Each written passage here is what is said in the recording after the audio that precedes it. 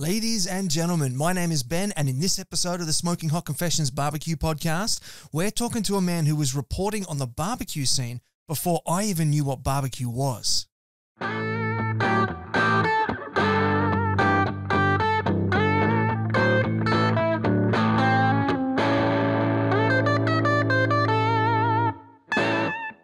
Hey family, hope you're well wherever you are and you got that thin blue smoke rolling.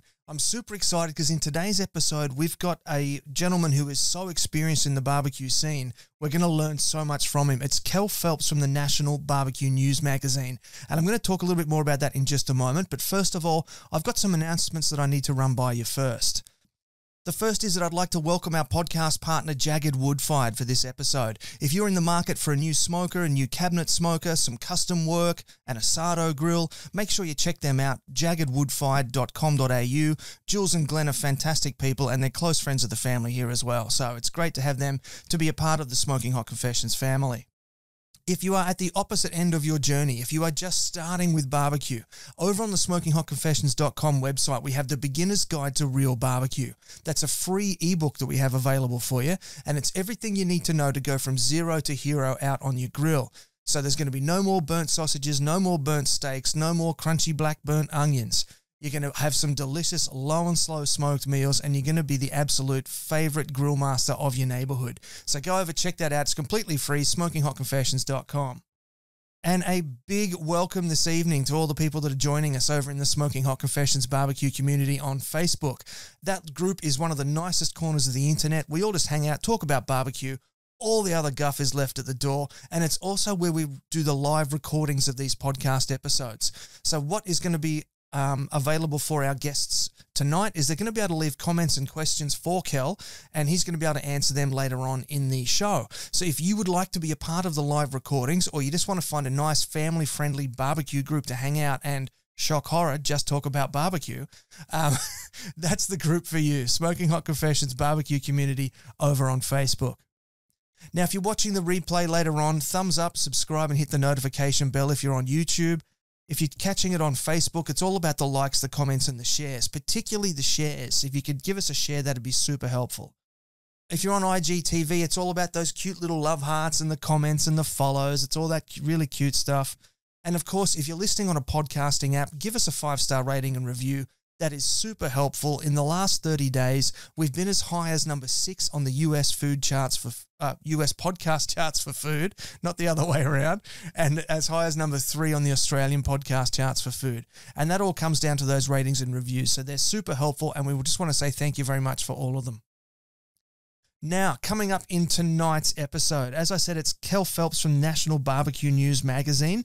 It's been around for 31 years now, which means it predates even the NBBQA. So Kell has literally seen it all. He's seen the comp scene start, he's seen how it's evolved, and I've got a pretty good idea he's going to know where it's going. So I think that's about all you need to hear out of me. Let's get Kell in here. This is the internationally awarded Smoking Hot Confessions Barbecue Podcast with your host, Ben Arnott. How long's it been since your last confession? Kell, my friend, welcome to the confessional. Hey, Ben, man, thank you guys so much for having me. I'm stoked to be here, brother. Yeah, me too, man. It's been a long time since I last saw you. I think it was 2 years ago at the NBBQA conference. Sounds about right, man. Long overdue for sure. Yeah. Now, I just got to ask, first thing, I know you're in Southeast Georgia. I know there's a hurricane coming. Have you got the, what's the expression, the hatches battened down? Yeah, man, we've got gas for the generators and all that. This thing has actually calmed down to a tropical storm, so we're not expecting any real bad weather coming up here in the next few days. But yeah, slated to come right over Wednesday night, Thursday, and looks like I'll hook the trailer up and I'll be following that storm right up to North Carolina this weekend. So I'm excited about that too. So, is that because you're a storm chaser by day, or are you on your way to cover a competition? Actually, going to a state contest and doing some work with Ace Hardware there. Ace Hardware store is actually hosting a state cook-off association event this weekend. And so we'll be there in Goldsboro, North Carolina, just outside of Raleigh this week. So, mate, sounds great. Could be very, very wet. I can just imagining that scene with the flying cow out of Twister, and you just sort of turn around with your brisket knife and cut a chunk off as it flies past, and it'll land on the grill, and you can hand that in. Nah, definitely no storm chaser here, man. If it gets like that, I'm the one that's gonna be under the truck holding on, scared to death. Yeah, I'm not all about all that. So. Yeah. Does it reach the point where you need like storm shelters dug in under the house and stuff like that, or are you in a bit more of a safer region than that?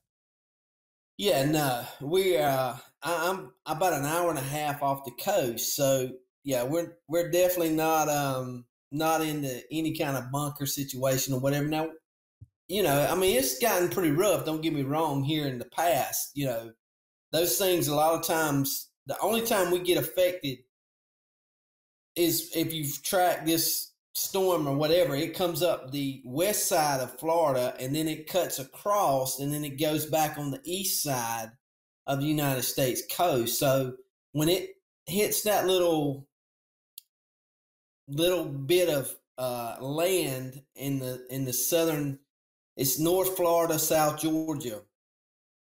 It'll catch us every once in a while, but that's about the only time we ever see any major effects. But we're far enough off, even if it's a major hurricane. I mean, we'll lose some trees and stuff like that. And, if we're on the east side of it, a lot of times we'll get tornadoes off of it. Now that's kind of scary. But other than that, the hurricane deal is not going to kill us too bad. It's not going to hurt us too bad.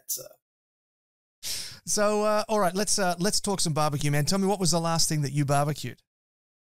Oh, man, absolutely. So we just finishing up July 4th, and, man, had some awesome ribs for July 4th. So absolutely. Of course. How could I forget that? I'm sorry. First of all, happy 4th of July, and then tell me about the ribs. Yeah. So the ribs, man, real simple. To be honest with you, we overcook them the way we like to eat them. Fall off the bone. Where the bones are ready to come out. And then, a matter of fact, July 5th, we celebrate again with leftovers. And so then we have McRib. It's almost like a McRib sandwich. The bones have already pulled out. So then you just put it on a sandwich and chow down. So absolutely. Now, it's funny that you mentioned the McRib, because I think I've only ever seen it on The Simpsons. I've never actually seen it here in Australia. Is it actually – no, yeah. Is it actually ribs that they've like cooked a lot and then slid the bones out, or is it some other compressed meat that's just made to look like a rack of ribs? Yeah, so this will really blow your mind right here. This will tell you how old we really are, okay? So back in the middle 80s, I believe we were just getting going in the barbecue world. My dad and his fishing buddy met this fella in North Carolina. His name was Jim Tabb. You may recognize that name. Miss Leanne is daughter to Jim Tabb. But anyway, Jim Tabb was a judge with KCBS. I think his KCBS number was like 4 or 6 or whatever, him and Carolyn Wells. Oh, wow. I mean, he dated way back. But early on, he got an invite to Duke University, and they're in North Carolina. And students studying or whatever had developed a pork type patty that was shaped like a rack of ribs. And he called, and after seeing it, he's like, man, he said, this is pretty cool. So he called us. He said, hey, man, you guys want to come check this out? This is maybe something. So the magazine started in 1990, and this would have been one of the first years after that would be one of the first stories we released. We went up and saw this thing, and we were like, oh my gosh. But what few people realize is Tyson Foods actually bought the right and the patent that the university had on this thing. And you could buy it at Sam's Club and a couple of the other wholesale clubs early on. Oh, right. But when McDonald's actually found it, they were like, hey, no, we're not going to sell it anymore. We're going to bring it in. And, but actually, honestly, the McRib is pork. It's just compressed pork, not necessarily rib meat, but just compressed pork, and it's formed into the shape of a boneless rib. It actually has the little ridges in it, and yeah, it's some people over here. I mean, people go crazy over it. It really is. It's a different deal, but it's basically a processed pork sandwich. Is what it boils down to. Well, mate, I'm very happy to hear you confirm that it is actually made from pork, because when you first described it just then as a pork-type patty, I actually wrote that down to circle back to, because I got very, very nervous when you said pork-type patty. Let me rephrase this. Back then, when we saw it and what we reported on, it was a pork, processed pork. Then now, I have no idea what it may be. But that's what it started out as anyway. How about that? Fair enough. It's like when you bite into a chicken McNugget and you pull it back and you look at it and you're like, it's the color of chicken. I don't really recognize or see any grains of muscle or anything in there. It's best just not to think about it. You just eat it and get in your truck and keep going. Exactly. So mate, tell me, how did you get into barbecue? Oh, man. So my dad and his fishing buddy, our families together, we grew up. And so I was 10, 11 years old when they first started competing, and did a local event here. And I don't know if you guys, there's an event called the Big Pig Jig. And so it's been going on close to 40 years now. It's between, so where I live at and where Myron Mixon lives at we're only about an hour and a half away. So right dead in the middle is Vienna, Georgia, and it's the home of the Big Pig Jig. But I love that early name. on, yeah, right. Oh, listen, man, you got to get down here to see this thing. I mean, it's a true Memphis in May type event, but they actually have structures that are built, and they built these structures for a one weekend a year competition. And I mean, they're like 2-3 stories high. Next time I go by there, I'll send you some pictures of, it's called Barbecue USA. But that's sounds where like my kind of place. Where it all kind of got started for us. They hosted a local event in our town, and my dad, and his name was Donald Gillis. He was a dentist, but my dad and Doc, we call him Doc, he was always cooking, man. And our families got together, and we eat like kings when I was a kid.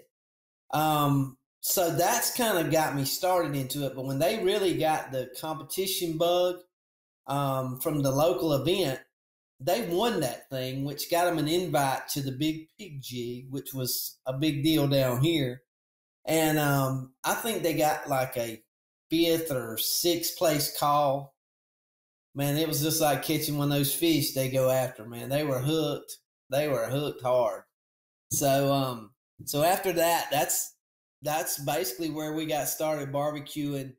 And man, I was the little kid that was cutting firewood, toting it back in two, and late at night I would go around and check all the beer cans and the liquor bottles, make sure they were good.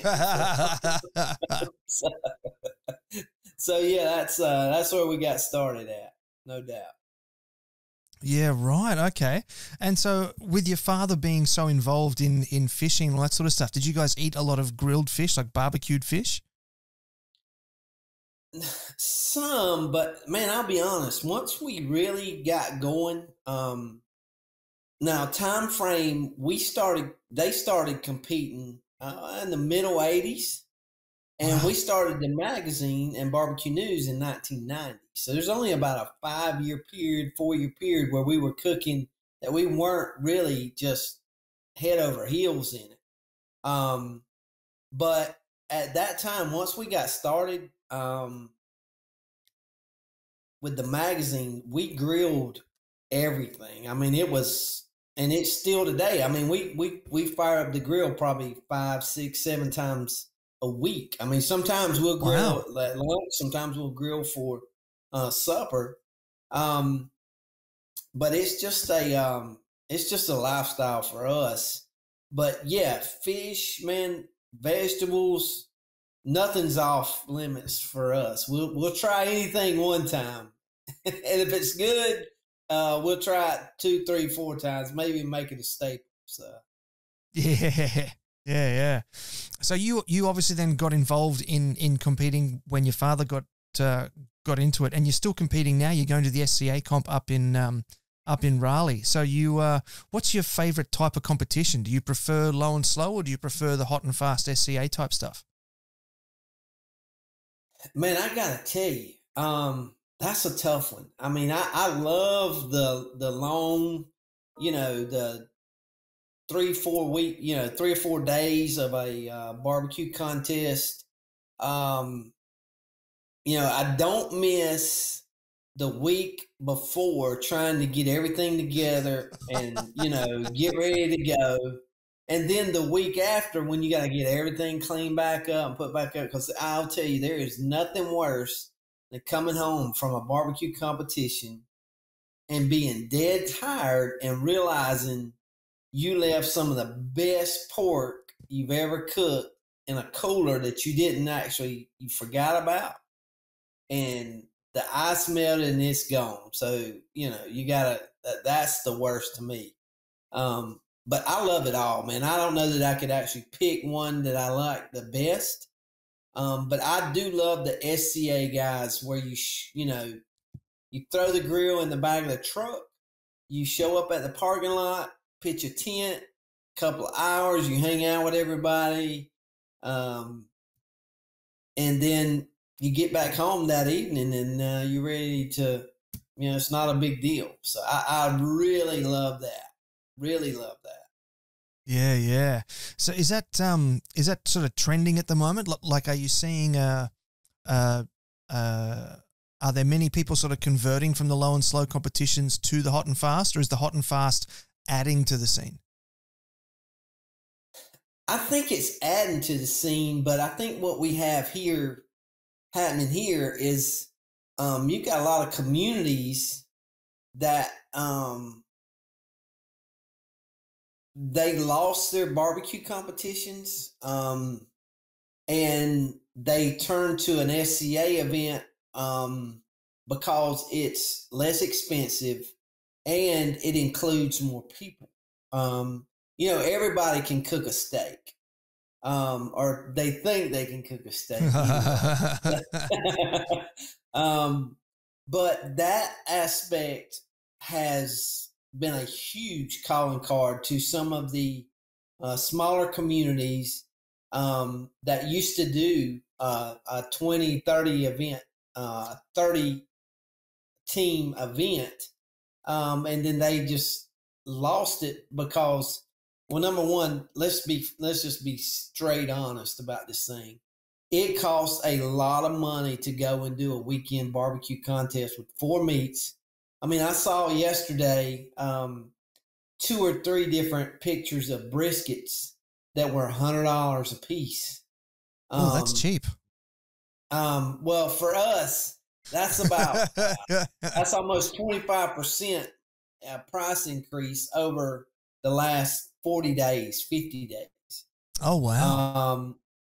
So, when and I'm just saying, this is a regular grocery store. Now, this is not your Wagyu competition brisket or whatever, but this is just a normal eating, something you'd find in the grocery store. But the meat cost here in the States in the last little bit have really, really gone up. So in some cases, 40 and 50%. So what's brought that on? It takes a lot of money to go and do a barbecue contest, whereas the steak deal, you know, it's set, you got your little $150 fee, but that includes your meat. So, you know, money-wise, it definitely a lot cheaper to go and do the steak deal versus the barbecue thing for sure. And yeah, well, the steak's included in the entry fee, isn't it? Yes, absolutely. Absolutely. And it's actually getting to where the barbecue side is even more expensive now with the meat price going up. So tell me about that. Why has it gone up so much in such a short period of time? You know, that's a good question, man. But I will tell you this. Here in the States, and I'm guessing it's maybe the same thing over there where you guys are at, but here we're having a hard time with employees, finding people to work at the different stores and do different jobs that we need done. Even I saw some stuff with truck drivers. I just got back in a couple weeks ago from South Dakota, and you would see these advertisements on the back of trucks. They're paying like $2,500 a week for somebody just to drive a truck for 6 days a week, 5 days a week. And just simply because of some of the different situations with unemployment here, the government is basically in an effort to try to help people out. They paid them unemployment or whatever when they had lost their job due to, and a lot of guys are still getting that check to stay at home instead of going back to work, and it's really taking a toll on the workforce here. And I think that's a big part of it. You know, I'm not a conspiracy theorist or whatever, but I do know there's a lot of stuff that we don't know that's going on. And that's probably a good thing. Because I would be the one that I would take the axe handle and I'd go up there and be ready to wear somebody out. Boy, don't just do it right. Don't be cutting corners and hurting people or whatever. But, no, I don't know that that's the actual cause of why the inflation's happening. But it's happening across the board everywhere. I mean, everything is going up. I know my daughter has started working this summer at Lowe's, which is a home improvement store over here, and they're paying her like $14 an hour to start. And minimum wage is like $7.50 an hour, so that's almost twice. Wow. But because they can't get people to work, they're having to pay those wages. So.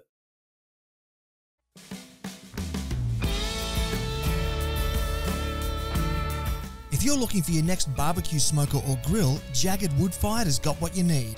Owners Julianne and Glenn are multiple award-winning barbecue competitors who've even traveled to the US to compete at the World Barbecue Championships in Houston, Texas. Based out of Perth and shipping nationwide, Jagged is one of the largest pit builders in the country and has an ever-growing lineup of meat cooking machinery.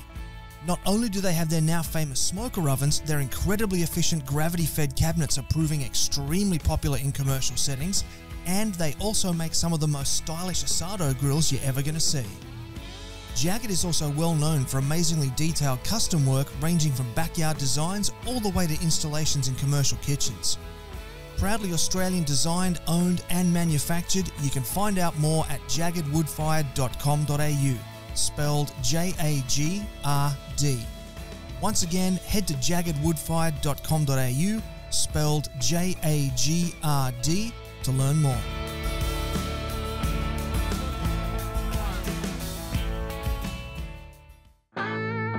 Got a project you'd like to work on with the SHC team? Shoot Ben an email on ben@smokinghotconfessions.com and let's have a conversation. Alrighty, so let's dive into the National Barbecue News magazine. Now, you did mention before it started in 1990, so 31 years ago. You must be just about ready to have a 31st birthday if you haven't done it already yet. And we know when it started. Can you tell us a bit about why you decided to start a barbecue magazine? Yeah, man. So Barbecue News actually started as a newsletter before the internet and all that was going. Barbecue News got started as a way to let these competition guys know where the different events were happening across the country. Very first issue, I think we printed about 350, maybe 400 copies. Long story short, my mom and dad were in the newspaper business here locally. And as they actually got going and to the different barbecue contests, people were like, well, hey, man, you do this already. Put us out a newsletter so we know what's going on and where these things are happening so we will know. And so that's how it all got started in 350 copies back in 1990. Absolutely. Wow. Just as and today, believe it or not, 31 years later, our number one most viewed page on our website is the calendar of events page, where we list them from all over the world. So, but that page is looked at more than any other page on our website for sure. Right. So you collate dates from all the different competition bodies. Yes, absolutely. And even non-sanctioned events, if we have towns that year after year just to have a yearly local barbecue contest. We even have some churches, and they let us share their non-sanctioned event on our calendar. So if you know of some events, man, email us. We're happy to put them up there. Indeed. I will, mate, for sure. We got quite a few events starting to pop up here in Australia again now with the ABA and some KCBS, and SCA is doing really well here as well. And Right. just across the pond, we've got the NZ Barbecue Alliance as well over in New Zealand, who are doing a lot of interesting things. So I'll have a bit of a chat to you off air when we're done here, and we'll line up some of that info for you. Fantastic, brother. Yeah, cool stuff, man. So it's it came from a family business, and you started with the newsletter, and I gather then that you probably folded and sealed in the envelopes and stamped every single one yourself. When did it sort of grow into a fully fledged magazine? So when I bought the paper, here again, a little more backstory. In 1999, my mom and dad sold their print and local operation to it was called Thompson Newspapers back in the day. And they were worldwide. They were the largest newspaper chain in the world at that time. I think even in your neck of the woods, they over in Sydney and a couple other, they owned several big publications there as well. So, but they owned a regional group of newspapers here, and they bought our little shopping guide and our newspaper and our print press. But at that time, I was middle 20s, early, middle 20s, going into 30. And I was a manager of that shop. So I was part of that deal. I had to stay on. I had to sign a contract for like 5 years to stay on with those guys. Wow. And so when we did that, that was the hardest part of my entire life, man. I went from a mom and pop, local owned business to this huge corporation that was just, you basically became a number. And if you were a manager, it didn't matter if you worked 100 hours, you just get it done, get it done right. It didn't matter if you had people not show up. It didn't matter. You were the supervisor. So it's all on your neck. So that got old really quick, but I already had signed the contract. So I finished up my 5 years, but I was looking right at before those 5 years ended. And once mom and dad had sold their local operations, they kept the barbecue news, and that's what they turned their focus to. They became judges, and man, sometimes they would hit 40 events in a year. Wow. And, they always had a big stack of magazines with them, and they grew it. Like, it's almost like a grassroots type thing, place by place by place. So that was a huge growth spurt. And so right after that, I was looking for something to do. And I never forget, I was talking to Dad and Doc. I was like, man, I've got to do something. And but I've done this my whole life. I don't really want to move from my hometown. And so they were like, we've talked about kind of stepping back from the barbecue news a little bit, maybe even unloading it too. And I said, man, I love it. I love that lifestyle. I love the barbecue stuff and all that. I said, and I had been on the bottom end of it. I mean, I printed it and laid it out, and like you say, put the labels on each individual one, cut, folded, stuff, that whatever needed to be done since it started. So I went to the bank and I said, listen, I've got the opportunity to go to work for myself, and here's what I need to borrow. And, no hard feelings if not, and sure enough, man, they cut me the loan and said, yeah, we'll do it. So as long as I didn't have to borrow money from mom and dad or Doc Gillis to make it happen, I told them I would do it. And so in 2002, I actually bought Barbecue News magazine and started from there. But the biggest growth thing was when that we just went from a tabloid type deal 3 years ago, I believe. Maybe even, about 3 years ago now.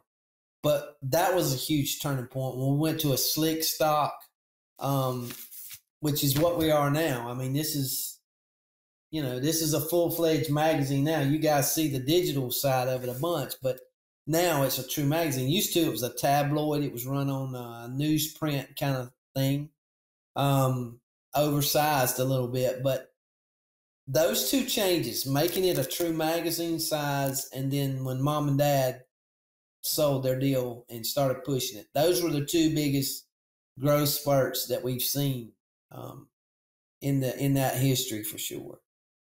I had no idea that it was so family based. That's awesome, given that it's related to barbecue, and barbecue is all about family. I love how those two things have really come together for you. Yeah, absolutely, man. Absolutely. So over 30 years, I'd imagine that you've seen some highs and some lows and everything in between. What are some of the challenges that have faced you running a barbecue newsprint outfit? Oh man, I think we talked about this a little bit earlier, but it's been recent. The last 5 to 7 years, it's been tough. Newsprint has made a huge decline, and now you see a lot of digital content that is out.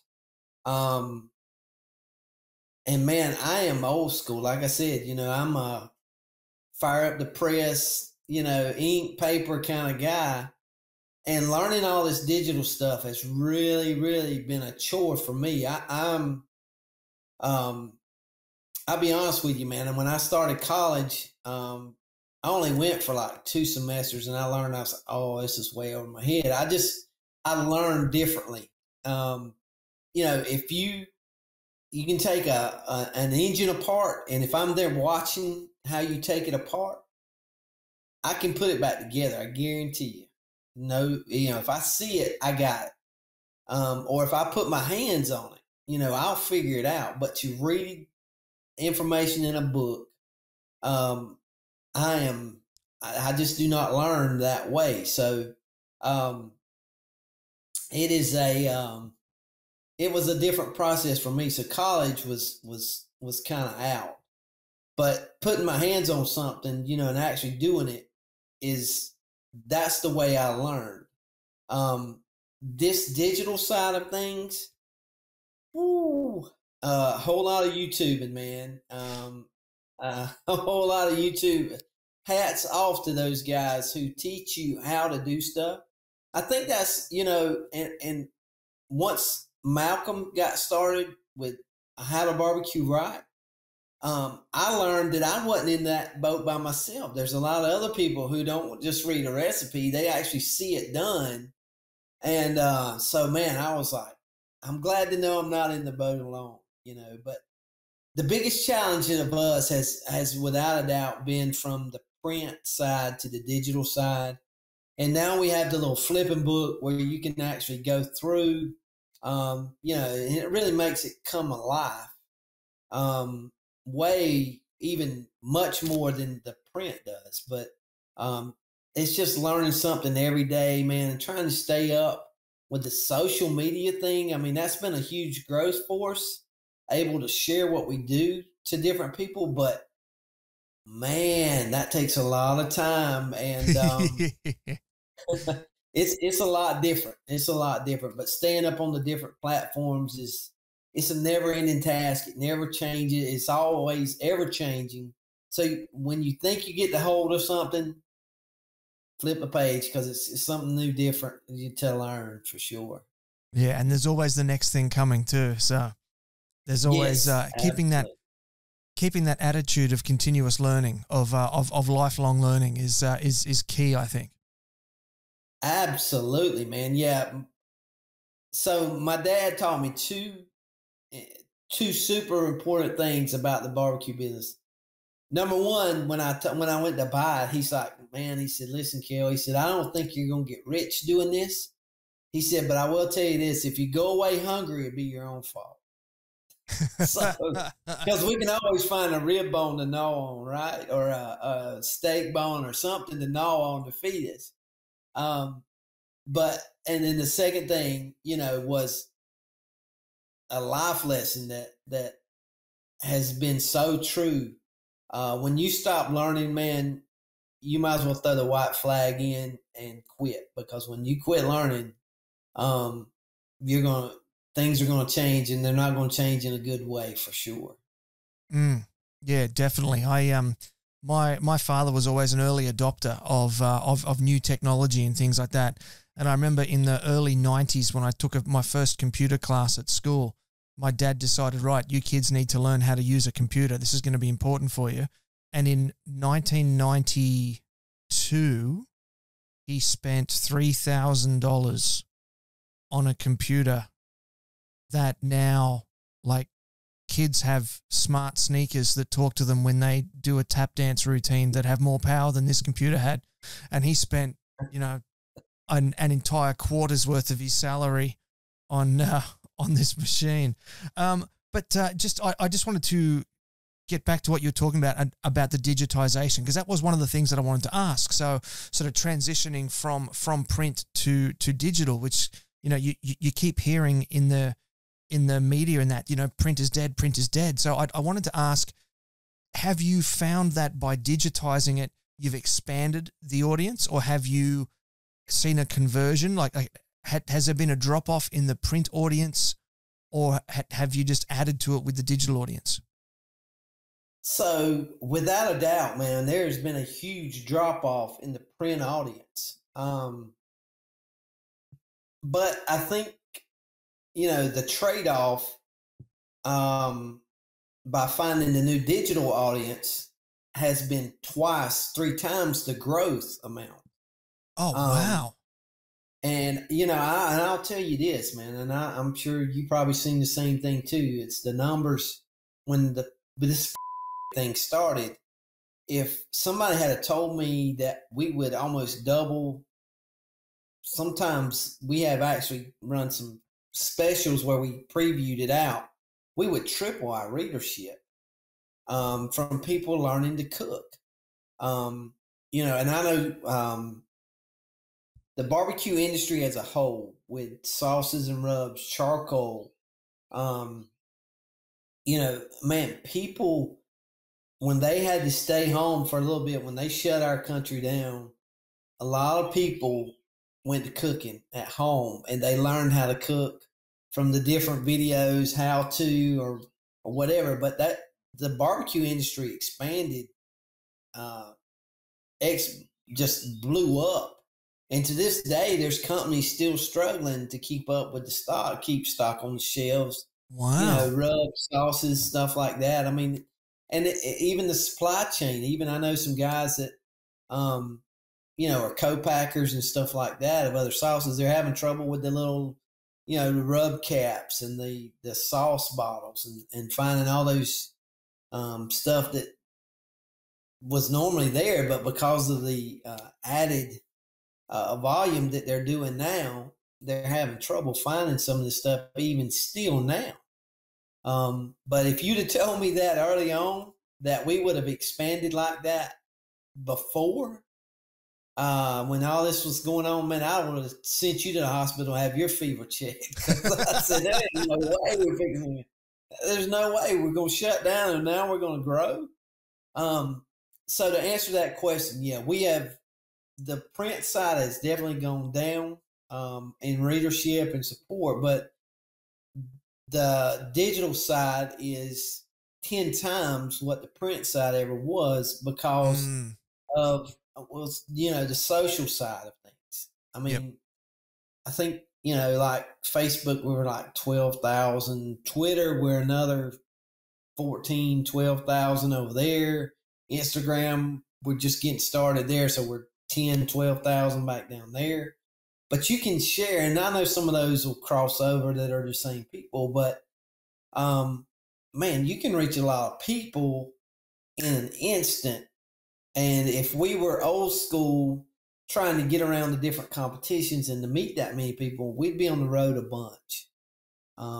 So, those trade-offs have definitely happened. And it's been good for us. But now I will say this, the print side of things, I think you're going to see it come back to a certain degree because of the overabundance of information that is being put out. People are finding it hard to trust what they see. So we've started on TikTok, and we've watched some of this stuff on TikTok, and now we've started posting a little bit. But man, there is so much bad information that is out there, and I'll be honest, it's hard for me. I will never ever call anybody out. I'm like, man, if it works for you, do it. But I'm just telling you, for me, that would never work. I'm happy to tell somebody that, but I would never just go get in somebody's face and say, hey, that's not going to work. Don't do that. No. I'm not going to be that guy. I'm always, with our magazine, we want to stay on the positive, hooray, go, yes. And if it's something that is different than that, if individuals ask us, we'll tell you what we know and think, but I'm never going to call anybody out. But there is so much that I'm going to call bad information out until I think that's going to drive the print industry back, because when you got somebody who's been around for 30-something years, that's going to be a trustworthy deal that people are going to go and look and say, well, these guys have been around that long. Let me try their stuff.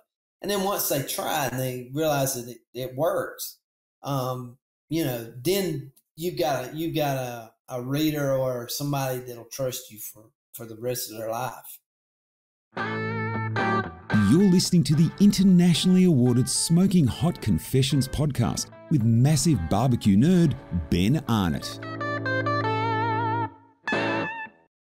Alrighty, Kell. So we're in the third segment of our show now, and this is the part of our show where our guest gets to share some wisdom with our viewers and our listeners.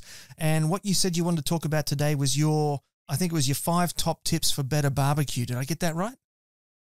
Absolutely, man. I come up with this right after I said we just got done with 4th of July, and so I had a couple people who, hit me up on message or whatever, was like, man, I burnt hamburgers and I screwed up so bad. Help me. How do I not do this?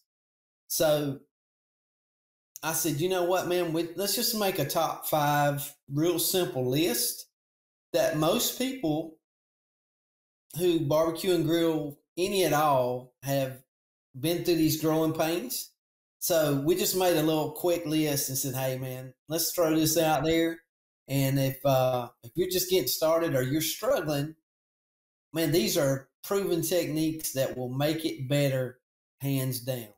The first one is, learning the two zone method of cooking. So it's not all about being hot and fast. Even no matter what kind of grill you're on, the gas grills are super convenient. But you can actually indirect or two zone cook on a gas grill. Just turn a couple of burners off on one side, turn the burners on the other side, but put your food away from where that direct flame is. You'll never burn food again. Some people that, everybody's thinking, oh my gosh, man, how simple is that? But you'd be amazed how much product got burned up by people who didn't really realize they could do that. But for us, my favorite thing to cook on, hands down, when we talk about going back, is the Weber kettle grill. That's where I learned to manage fire with an intake, vent, an exhaust for a chimney, where you dictate how hot you're cooking by setting that grill up to grill where you want to go at. The drum smokers. I think you and Mark talked about this. Man, I love cooking on the drum smokers. I absolutely love it because it is the old school way of learning fire management, but you're able to do it and add the smoke flavors in a way that cannot be duplicated in other cookers. But the biggest thing is that number one deal for us is learn how to cook in an indirect manner, not directly over the heat. Now, don't get me wrong. When you got a 28-ounce big tomahawk, flames shooting out, and that bad boy on the grill, that looks all cool. But there's only about 2 or 3 cuts of meat that you can actually do that with. When Dad's got burgers on the grill, you don't want to see flames shooting out 10 feet. No, you do not. That may not be the right thing. So, the indirect method, that's it. The second thing is, fat equals flavor. It also adds juiciness to the meat. You can go and cook a real lean pork loin. You just have to be super careful not to overcook it. The more fat, when you got more fat in your meat, whatever you're cooking, it adds a little bit of room for error. You can take dark meat chicken, for instance, versus a chicken breast. If you cook a chicken breast to about 180 degrees on the inside, it's going to be dry. It's just I mean, you can juice it up, inject it, marinate it, whatever, but when it overcooks, it's overcooked. It's going to be dry. So when you cook dark meat chicken, it's got more fat content to it. So you can actually overcook it a little bit more, and it's still going to have a little more juicy to it. It'll have more moisture in the meat when you get done, just because of the added fat content. So that's, it all starts with, good grilling starts with what meat you select. So that's the second thing. Start with something good, but know that fat is flavor, and it's also going to add more moisture when you get done. Number 3 is season everything. Whether you're grilling veggies or whatever, you'd be amazed at how many people would say, man, I tried to grill these steaks, but they don't taste like what's in a restaurant. Why? Well, tell me how you did it. Well, I just took the steak out of the pack, threw it on the grill. What? I don't care what kind of grill you got, or what kind of method you're using cooking. Nothing will replace seasoning. And I think I put it down there in our little thing. Salt alone can turn ordinary into good. Salt and pepper have combined in the restaurant industry to make people millions of dollars. But when you add salt, pepper, and garlic together in a mix, that's called the trinity of all seasonings. And it will, it really will. It'll make a whole big difference in anything you cook. I don't care if it's vegetables. I don't care if it's, meat proteins or whatever. You put salt, pepper, garlic on it, it will be different by 100 times versus just taking it right out of the pack and throwing it on the grill. So that was the third thing. Probably the biggest safety point is make sure and have some type of internal thermometer so you know what you're doing. But the first rule when you get to, if you ever went to a culinary school, is, doneness is measured by temperature. And it's on the internal temperature, hands down. I don't care if you're baking a potato. I don't care if you're cooking a steak, ribs or whatever. If you don't know what that internal temperature is when it's done, you don't know if it's done or not. So make sure and, Google it. If you're not real sure what, your chicken breast needs to be at, Google it, man. You're going to get 4 or 5 different answers, but you're going to be in the ballpark regardless. But that's probably the biggest safety tip we got. But, if you're tired of overcooking meat, that's a way to absolutely make sure you don't overcook it. And then the last thing is, you can add smoke flavor to any protein or any veggie, whatever you're doing, and you can do that on any grill that is made. People say, well, I like the gas grill for the convenience, but how do I can't smoke on it? Yeah, it's real simple, man. Just make your little foil pack, poke a hole in the top of it, throw it right on the burner, man. And, trial and errors, sometimes it may be a little too much smoky. So maybe, turn the burner down a little bit, put a few less pellets or wood chips or whatever in there. That's one of the advantages about using grill grates. Man, I love those things. You can take those things and put those pellets right in the valley, and it starts smoking the food right there. I'd never even thought of that. So, yeah, absolutely, man. I've actually seen, with the drippings and the smoke going, it really does. It creates a whole different flavor. But on a gas grill, man, it's hard to beat that kind of flavor. But yeah, absolutely, you can smoke on any type of outdoor grill that's made. That's the way that we do it on a gas grill, of course, with charcoal. You can soak up wood chips, throw them in. For us, we like to use the chunks on a charcoal grill and just spread them around. And then, of course, with pellet cookers, you're already cooking with wood. Just turn the temperature down a little bit. It's going to make it smoke a little bit more. So beautiful. So is that the fifth one then? Control the smoke. That's it, man. You can add smoke if no matter what you're cooking on, you can add smoke to it. So don't run out and think you got to go spend $5,000 on a new grill.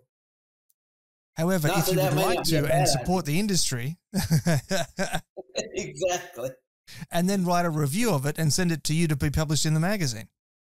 Absolutely. Now you're talking. Well, look, man, that's probably a good point for us to start wrapping up this episode. So I'm going to throw the studio over to you now. Give some thanks, give some praise, give some shout outs to people that have helped you along the way, and make sure you tell everybody where they can find you on the internet. Man, I got to tell you, without a doubt, man, you know, God works in mysterious ways, man. And that's over 31 years. We have seen a lot of mysterious things happen.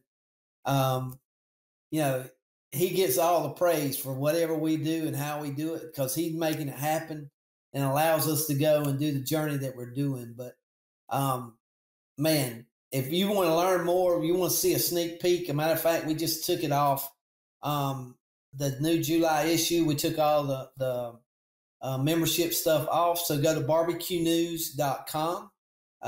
Check out the new issue. He's got got one of our friends, Danny Montgomery. This is his grandchild right there, eating a rib, having fun. And so that's what barbecue's all about. But yeah, so you go, it's free issue there to check it out and see what we're about. You can see the flipping book that we talk about. But it's barbecuenews.com. But yeah, the family aspect of the barbecue and grilling community is without a doubt the reason why we still exist. And we appreciate their support and absolutely could not do it without those guys for sure. Well said, mate. Well said. Look, thank you very much for your time. It's morning time for you, so you got to go out and start printing those magazines up. So I appreciate you taking time out of your day to hang out here and talk barbecue with me. So thank you very much. Ben, anytime, brother. I'm ready to keep it smoking with you anytime, man. But man, appreciate all you do, and man, like I said before, I love your shows, and man, I learn a lot from hearing different guys do your little confessions, as you call it. It teaches me a bunch, man. So I appreciate all the effort you go through, and man, keep smoking for sure, brother. If I can help you any way, you let me know. And there you have it, family. That was Kell Phelps from the National Barbecue News magazine. How interesting was that? So he's preparing for a bit of a not quite hurricane at the moment, and then he's jumping in his truck and chasing the thing up the coast to get to a competition. That is commitment. And what a wealth of history there. 31 years covering the barbecue industry. We didn't even start to touch on all the different trends in the barbecue scene itself that he's seen come and go. So we might have to get him back on the show in another couple of weeks and just sort of pick his brains about how the ebb and flow of the barbecue industry's been over the last 30 years. I mean, that's incredible to believe, because for us here in Australia, the low and slow scene's 7 years old, and we're talking 31 years of history there. It's just incredible to think. I really want to pick his brain some more. We've got to get him back in here. So before we wrap this up today, I just want to give you a quick reminder of our announcements from the top of the show. Jagged Woodfired was our podcast partner for today. So if you're looking for a new smoker, for a grill, for an asado, if you've got a custom kitchen build you need done, hit up Jules and Jen. That's wrong. That's back to front. Jules and Glenn. Hit them up. They're based out of WA. They ship around the nation. They're beautiful people. They do some fantastic work. If you're at the start of your journey, the ebook is free. It's available for you over on SmokingHotConfessions.com. It's the beginner's guide to real barbecue, so do check that out. Come join us in the Smoking Hot Confessions barbecue community over on Facebook. And a big shout out to those people that have joined us tonight for this live podcast recording. And of course, please do the thing on the socials, the likes, the shares, the comments, the thumbs up, the subscribes, the notification bells. You know it all. You know it all. You've heard it all before. But yeah, that's it for today. So until next time, take care of each other and keep on queuing. Thanks for listening to the Smoking Hot Confessions podcast. Head on over to SmokingHotConfessions.com for recipes, tips, and Ben's own confessions.